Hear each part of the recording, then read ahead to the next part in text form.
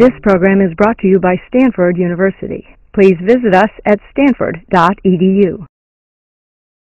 Worried that I have way too many slides, but fortunately Sylvia's already handled some of them.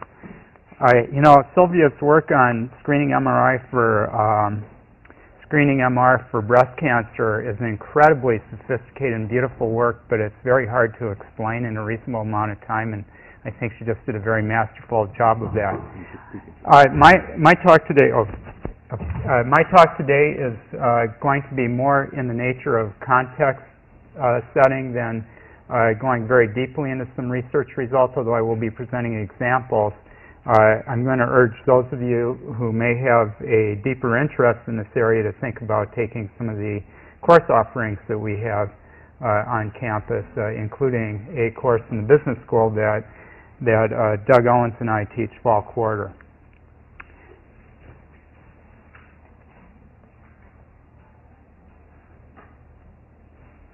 Sorry, I guess I'm just an IBM guy. Which of these devices advances? You have the next slide. Oh, okay.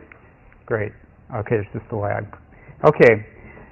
One of the reasons that I would suggest that even if you study basic science, cancer biology, that you might be a little concerned about the topic and the set of tools that I'll be discussing today is that we all have a stake in what happens to the cost of medical care. And as you know, the number two issue behind the war in Iraq for the presidential candidates is health insurance and health care expenditures. And this is a set of figures that just came out last week that are issued by our hosts here at Quadris, the Kaiser Family Foundation. And every year they poll employers and ask a lot of questions about health insurance. This slide is making a very simple point. It's just showing what the average percentage increases in health insurance premiums. This is both the amount that the employer pays and the amount that the employee pays over time. And down here, you can see what's happened to workers' earnings, what the average rate of increase is, and overall inflation. And apart from this 1 year where there is a very low rate of growth in health expenditures, health insurance premiums have grown at a greater rate than both compensation and than the overall rate of inflation, often by huge amounts, as in this 14%. So you look at this year after year, and what this slide is telling you is a greater and greater share of workers' compensation is coming in the form of health insurance rather than wages and other kinds of benefits. This is what it costs to get a health insurance policy. You only need to look at the bottom here. These, again, are employer health insurance policies, not government-provided health insurance. And for an individual, the average premium cost is on the order of $4,500. And for a family, it's on the order of $12,000. The part that the workers actually see, what they actually think of as the cost of their health insurance, is much, much lower, about $3,300 on average for a family and $700 for an individual. So we're talking about a fairly significant amount of money, especially in comparison to typical wages for the average worker. Something similar has gone on the government side, and this is probably my most important slide, especially for most people in the audience, because most of you are going to be paying the Medicare payroll tax when I'm collecting the benefits. And so we're counting on you. And this comes from the annual Medicare Trustees Report, and every year they project what Medicare expenditures are going to be in the future, and that's what this line is here. And they are projecting it here as a percentage of the gross domestic product, which is to say as a percentage of their estimate of the total output of the U.S. economy. So we're talking about a very large denominator there. And if you look at the current amount, it's on the order of 2.5% of the economy is devoted to Medicare expenditures. And then they also project out what will happen to the sources of revenue for the Medicare program. And this is what is really scary, because this is sort of what's written into law. You have on your W-2 form, on your paycheck stub, you have something that may be listed as the Medicare tax, It's a percentage of payroll, and it pays into something called the Health Insurance Trust Fund, which is for what's called Part A of Medicare. And then there's also some premiums that the Medicare program collects for Part B, which is the part that pays for physician services and various other outpatient services, and Part D, the drug benefit, which just starts. They get revenue there. There's a small tax on benefits. Now, it turns out, as you all know, the reason there's a big debate about the drug benefit, for example, is most of the cost of the benefit is not paid by the elderly people who are paying premiums for a Medicare drug plan. Most of it is paid out of the federal government's coffers. So that and Part B both are paid in part by these general revenue transfers, and think of that as coming from income tax, capital gains tax, all kinds of taxes that the federal government levies. And so this is essentially unfunded. That is to say, there's no mandatory source of payment. And what's going to happen around 2020, although on this figure it looks more like 2016, is this accounting fiction that we have, the Hospital Insurance Trust Fund, is going to disappear. That is, the payroll taxes go into this fund, and then this fund pays out Medicare Part A, which is the hospital care part of Medicare. But in fact, money is being withdrawn faster than it's going in, and around 2018 or 2020, that's going to be empty. And so then you have this unfunded gap here, different from the general revenue transfers. It's the new costs of Medicare Part A. They're no longer covered by the taxes. So you should think of this gap between expenditures and the top of the premium line here as the amount that's going to have to come out of general revenues if there's no change in Medicare expenditures beyond this trend line. And as you can see, we may be talking about on the order of 6% of GDP coming out of general revenues. Now, I don't have a slide to show you this, but what's going to be happening over that same time period is the number of workers per Medicare beneficiary is going to shrink from around 4 to 1 today to about 2 to 1. So unless productivity grows tremendously, what this means is if you continue current funding sources, the tax burden to pay for this is going to be enormous. So something's going to give here. It's not likely that we're going to stay on these trend lines. And one of the questions is, are we going to do something smart? Or are we going to do something that we're going to really regret? Or maybe people like me will really regret, which is to just end the Medicare program or do something drastic to cut its expenditures. So that's what this whole field is about. How do you rationalize expenditures? So what we do today when it comes to health insurance, and I think all of you have experienced this in some form or another, is we try to control health expenditures by making people feel some of the costs of the care that they use. And that's called cost sharing. So you have co-payments, the part that you might pay for a prescription drug you get, and deductibles for health insurance plans. We have something new called high deductible plans, like those offered by Luminos and Definity and many other insurers. And these may have $4,000 in deductibles, but also have a health savings account attached to them, or something called an HRA. Well, what we do know is there's a cynical view, of course, that says what cost sharing does is just shift the costs from the employer to the employee, or from the insurer to the insured person. But that's not really the main point of this. The main point of this is to get people to be prudent in their use of health care. And what we know from the one big randomized controlled trial of health insurance design is that every time you increase the amount that people need to pay out of pocket by 10%, you get a 2% reduction in their use of services. And this is as firm a fact as you can find in the whole field of health policy.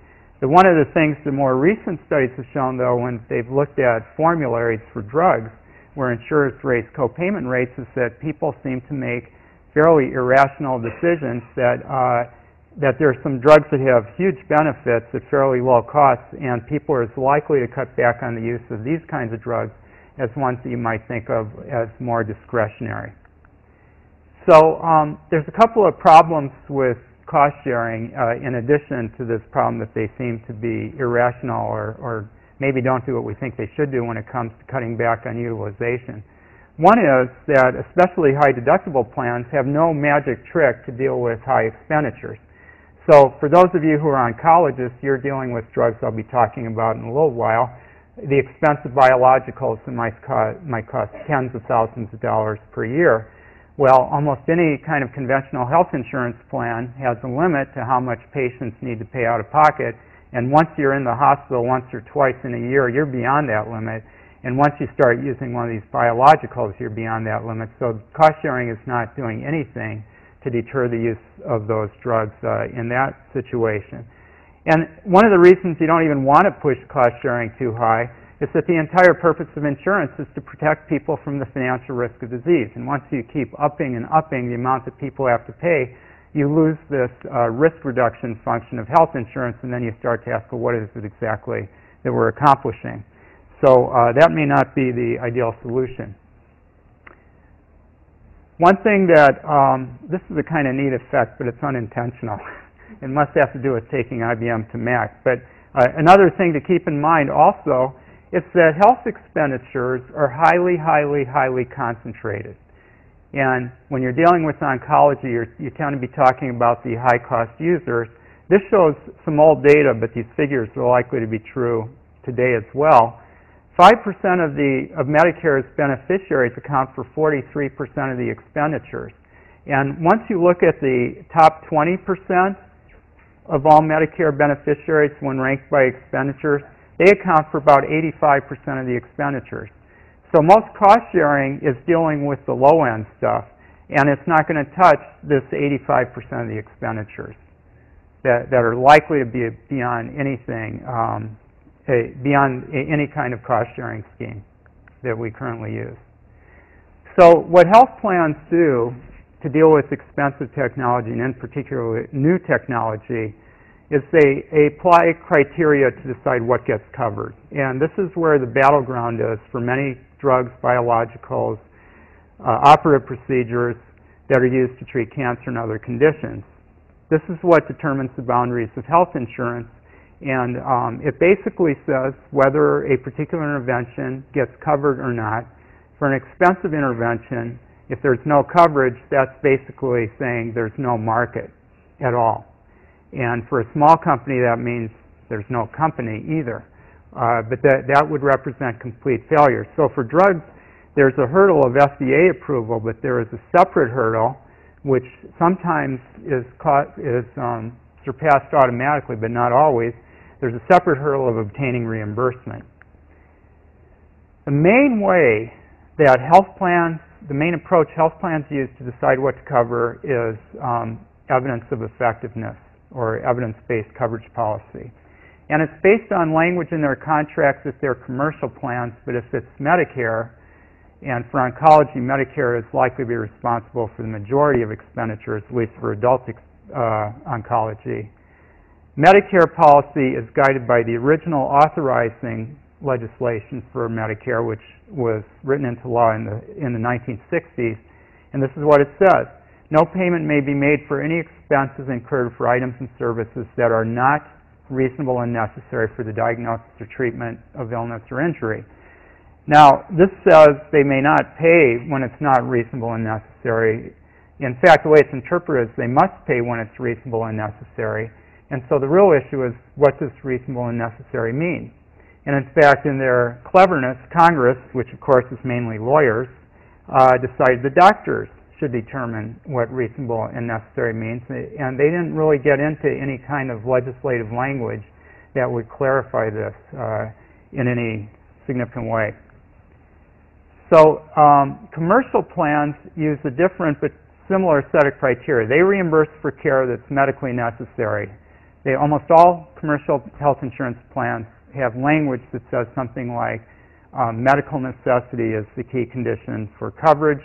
And again, that hasn't been defined very well in the contracts, but there is a whole series of regulatory decisions in different states, legal decisions that have sort of evolved over time and lent a little bit of clarity to what this means. And in the past, what it meant was what doctors tended to do. So you think about something like tonsillectomy was a very widespread practice, and it was covered by every insurer. And years later, of course, when they finally studied it in a fairly rigorous way, it was done routinely for young children. when they finally studied it, it turned out actually it didn't do any good.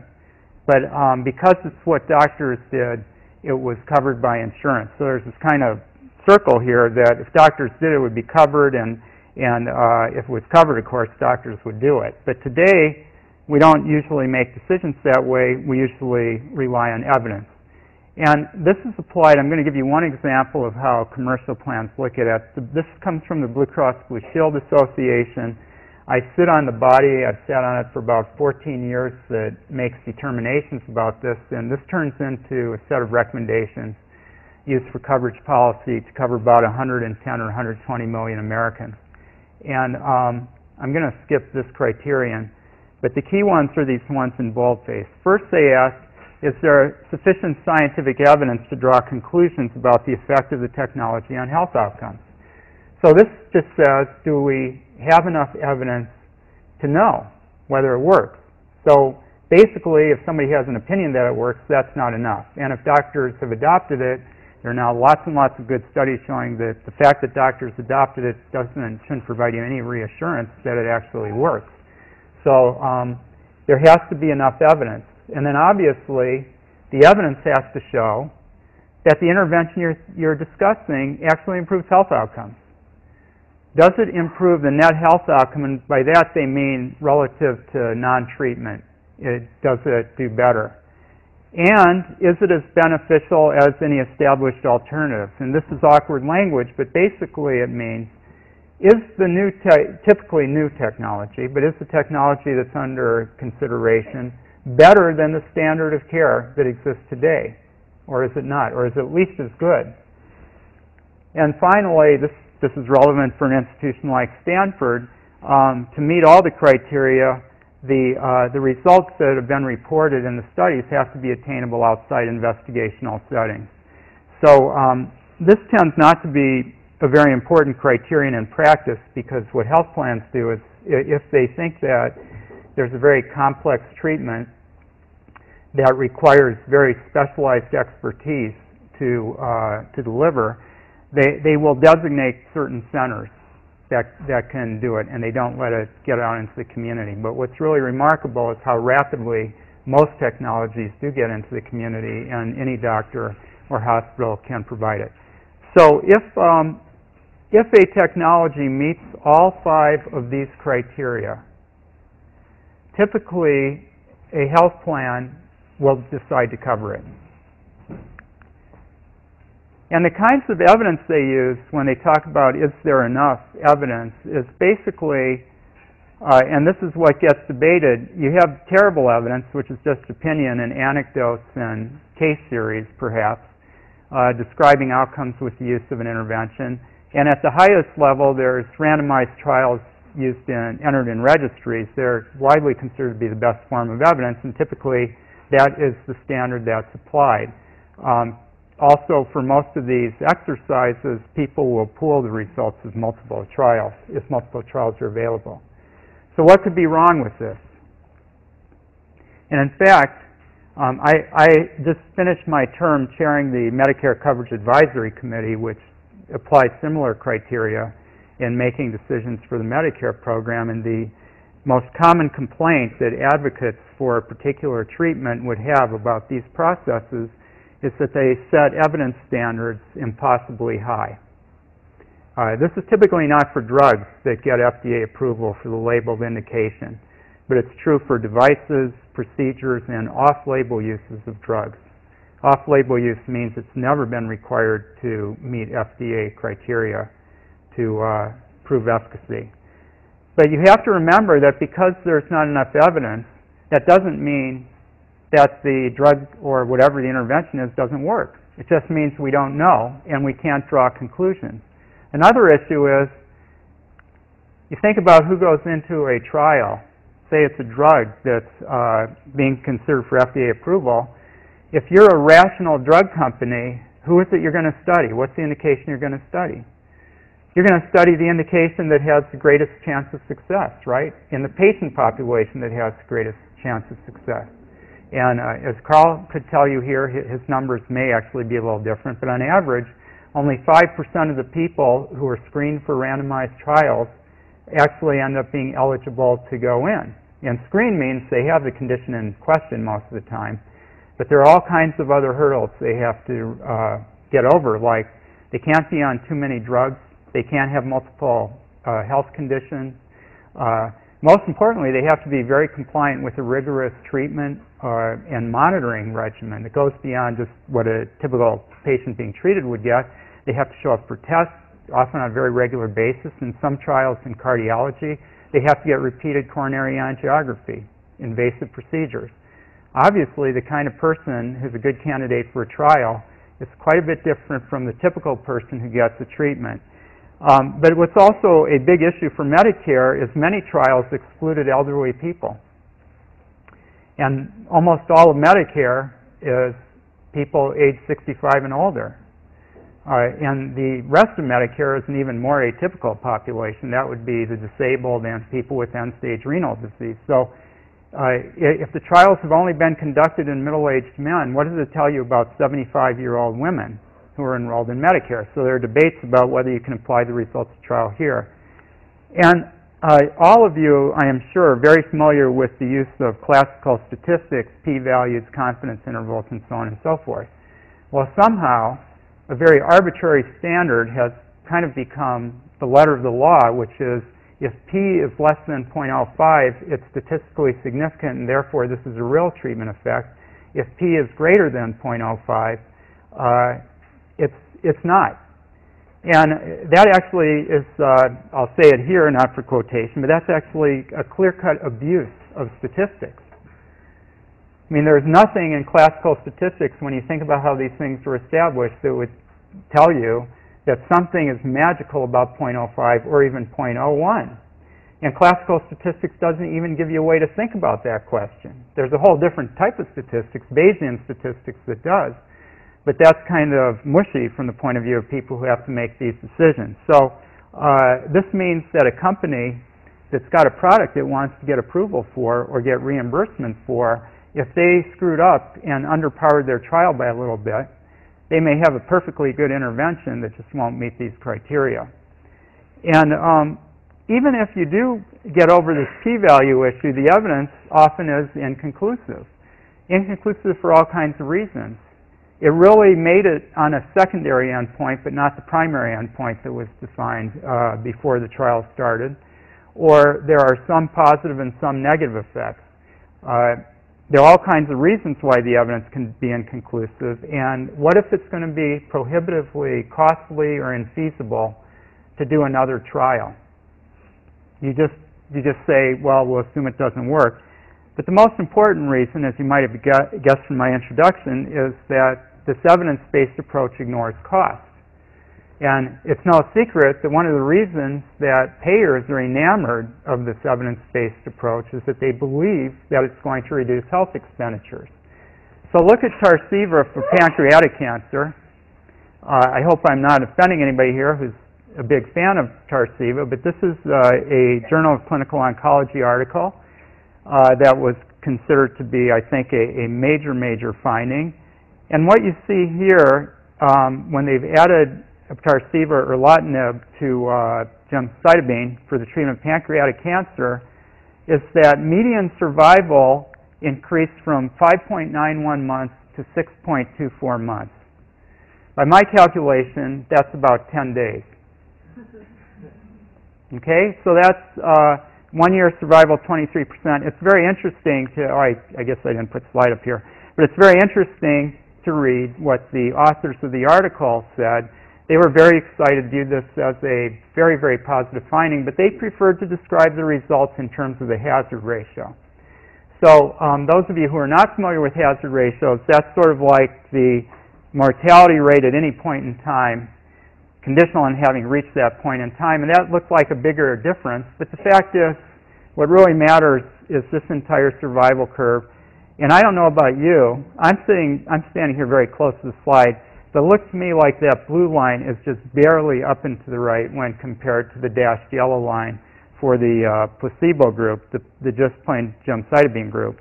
So that is not a big change, and as you can see, the hazard ratio of 0.82 is statistically significant by the typical standards. So if you're willing to go with the hazard ratio as the main measure of benefit, this passes muster. But I don't know exactly what Tarceva costs, but if you assume that it costs $10,000, what the cost would be to you think about people being treated as long as they're alive. So it's the median, they're spending around $60,000 to live 10 extra days. So for most of us, that sounds like a lot to pay for very little benefit. And you can do your song and dance and say, yeah, but you've raised the chances that you'll survive out a year or 18 months. You've raised them by a tiny, tiny, tiny amount. And this is, when you're looking at the kinds of health expenditure problems and problems with the uninsured we have here, this is simply not convincing as a good use of resources. So how can you approach this issue? And here we're going beyond what health plans actually do. You actually need to think about costs. And Sylvia has already spoken to you some about cost-effectiveness analysis. I'm going to go back to some very basic principles of cost-effectiveness analysis just so you get a more complete picture of where this comes from and how it might be used. Now, when you're in a country like any country in Western Europe where they actually think about costs when they decide what to cover and they have explicit processes, one of the things they can do is use what's called cost-cost analysis. And they have two treatments that have basically identical effects. They're convinced that's true. Then all you need to do is figure out which is less expensive. Now, what's less expensive doesn't necessarily mean in initial expenditures. You have to think about monitoring costs, costs of hospitalizations averted, costs of hospitalizations resulting from side effects, and so on and so forth. But basically, if you're convinced they have the same health effects, then you can just look at which costs more and which costs less. So a good example of this would be something that's, of course, not from oncology, but when you think about antihypertensives, probably on average, if you're going to use an ACE inhibitor, it doesn't matter too much which one you use for the average patient. They're going to be pretty similar, so you can just look at which is least expensive. Another approach is cost-benefit, which I'm not going to talk about in detail. And cost-benefit analysis is what economists prefer. It requires you to express every outcome in dollar terms, including lives lost, and that makes it controversial. I'm going to add, by the way, that implicit in any decision you make about health expenditures is some assumption about what a life is worth, what a year of life is worth, and so on and so forth. But doctors have never been able to accept this, and so they prefer to do something like cost-effectiveness analysis so they can sort of turf to somebody else this problem of what value to place. So I'm not going to talk about that because, as it says here, it hasn't been well accepted in healthcare. So basically, what you do in this kind of analysis is you look at the full cost of using a treatment, and that means not only the cost of the treatment itself, but other treatments that you'd use with it, diagnostic costs, everything, and look at it for the remainder of a patient's lifetime, and you look at the health outcomes, usually measured in terms of either life expectancy or quality-adjusted life years. And I'm not sure whether Sylvia got into that or any of your other speakers have, but quality-adjusted life years are like life expectancy, but you give greater weight to years of life where you have better health, you're free of pain, better level of functioning in general. So now I'm going to give you the sort of 5-minute version of cost-effectiveness analysis, and this is condensing what we teach in an entire quarter-long course. You're going to divide things into 4 quadrants. First of all, you look at the change in costs. Does it add to costs, or does it decrease them? And then you look at health benefit. Does it improve health outcomes, putting it over to the right here, or does it worsen them? Now, there's a couple of these quadrants where the decisions don't require too much deep thinking. For example, it costs more and you worsen outcomes. Don't think you want that, right? Or you spend less and you gain outcomes. You shouldn't think too hard about that. The only thing you should think about is how to get people to adopt this management approach or treatment much more widely. You can spend less and get less, so you're wondering if it's it's good value, or you can spend more, get more. Now, one thing I want you to notice that these two quadrants are sort of mirror images of each other, and if you just redefine which is the intervention and which is the alternative, you shift it from the lower left quadrant to the upper right. So we'll just talk about this upper right-hand quadrant, and there your question is simply going to be, is it worth what it costs? Now, implicitly, when you go to the store and buy a six-pack of beer, or you buy a steak or whatever it is that you spend, you're implicitly doing a calculation like this all the time. And there's nothing different about it here except if you're buying health care, you're probably not spending your own dollars for the most part. So that might make your calculation a little bit different. So you look at these different areas within this quadrant and the same principles apply. If you have a big increase in costs and you don't get much benefit, think tarsiva and pancreatic cancer, it's not going to be very cost effective. And if it's a slight increase in costs and great increase in health outcomes, it's going to be very cost effective.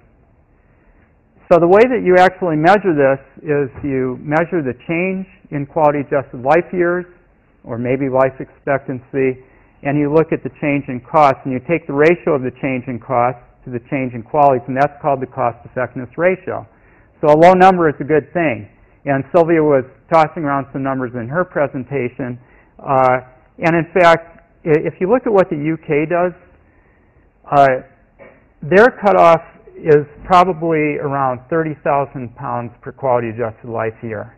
Now, because pounds have risen in value dramatically relative to dollars, this makes the English look much better off. I mean, that they're spending more. So that's now over $60,000 per quality adjusted life year.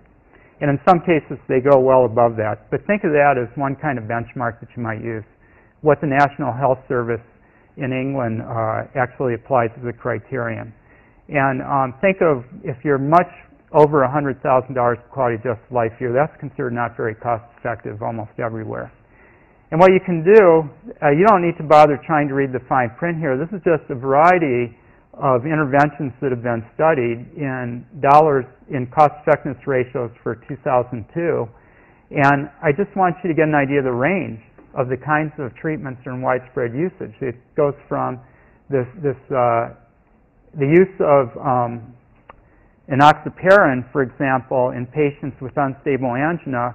Even though enoxaparin is a fairly expensive drug, it's cost saving when it's used in this context, because it's averting enough MIs or unstable angina events to more than pay for itself. And then you get $1,300 for this diet. And then the strategy for varicella vaccination costs $18 million for quality adjusted life years. So, one of the implications of doing these league tables is that if you've got something that's not cost effective, you can probably point to something else that's even worse. That's always possible. But by and large, you would want to be below about $60,000 per quality adjusted life years. Some of you may have seen this study that Alison Curian in oncology led, and she looked here at adjuvant Herceptin regimens for HER2 new positive breast cancer. And this is a study of 49-year-old women, and the comparison was a trastuzumab Herceptin containing regimen, AAT in one form with AAT when it had anthracyclines and a non-anthracycline version called NAT, and it's compared to conventional chemotherapy without Herceptin that's labeled NT. So the reason this is a big question at the time that we started working on this study is there was some evidence that Herceptin worked in early stage breast cancer to prevent recurrence, and recurrence is obviously a good thing to avoid. And one of the interesting things here is if Herceptin is expensive, you do have this issue that if you treat up front and it works, you have to use less Herceptin down the road, because you're certainly going to use Herceptin for recurrence based on standard regimens. Another question was that anthracycline-based chemotherapy causes added cardiac toxicity, but there's evidence that it's more efficacious. So what kind of costs are we talking about here for this regimen? The Herceptin alone is on the order of $50,000 for a year, and for the entire adjuvant therapy regimen, it would average $64,000. And the full regimens using Herceptin are on the order of $100,000 to $115,000. And this is the result. I'm sorry that this went off the slide, but basically the cost per quality-adjusted life year for using anthracycline-based trastuzumab regimen is it's on the order of $40,000 if you do adjust for quality of life. If you just look at life years, it also looks very cost-effective. And note that the non-anthracycline regimen ends up costing more, and you get fewer qualities than the anthracycline-based regimen. That's because despite the cardiac toxicity, there's enough extra recurrence in the non-anthracycline regimen that it costs more and people do worse. These are the slides I'm going to skip because you've already been through this. So I just want to point out that when you look at this from the policy point of view, and this is how the people in government are going to think about these problems, when they see progress of the kind that hopefully the people in this room will be making in developing new technologies, one question is it going to be expensive? Is it going to have a big impact on health outcomes? And what's going to be the implications overall? So this is a study led by Dana Goldman at RAND that I participated in, and they convened groups of experts to look at what new kinds of health interventions are likely to be introduced over the next 25 years. So it's a fairly speculative exercise. And they first look at an anti-aging compound, and what they had in mind is something like resveratrol. Are you familiar with what resveratrol is? It's the stuff that's in red wine, and if you drink maybe a barrel of wine a day, and you eat as much as you want, then you'll live just as long as if you were in a starvation diet.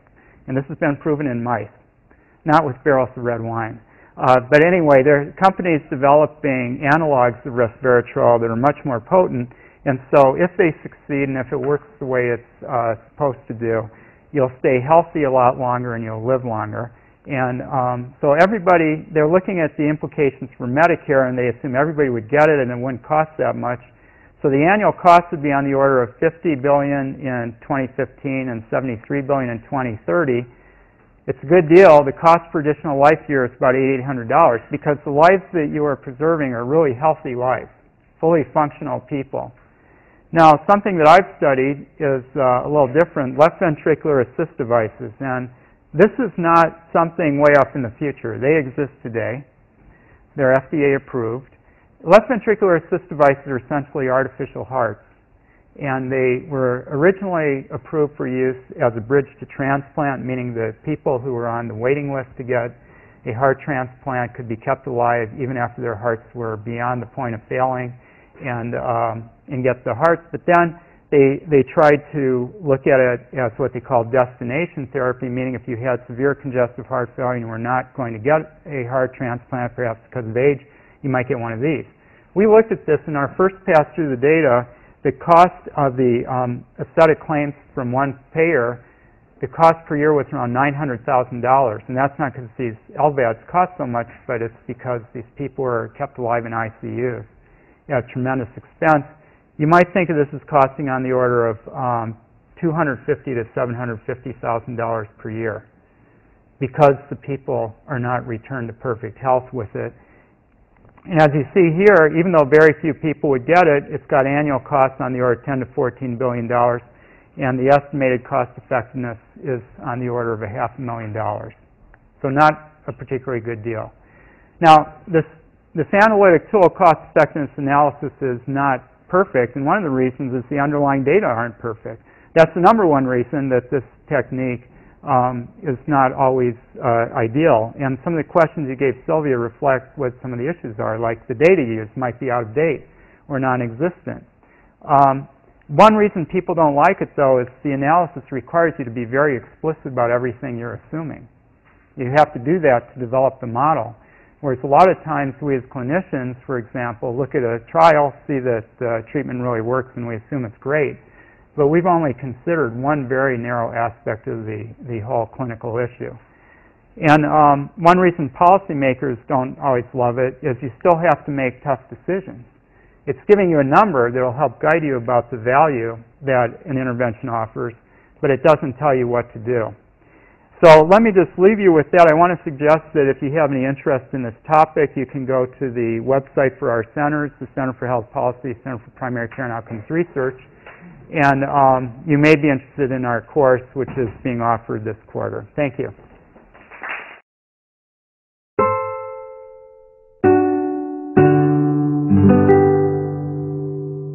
The preceding program is copyrighted by Stanford University. Please visit us at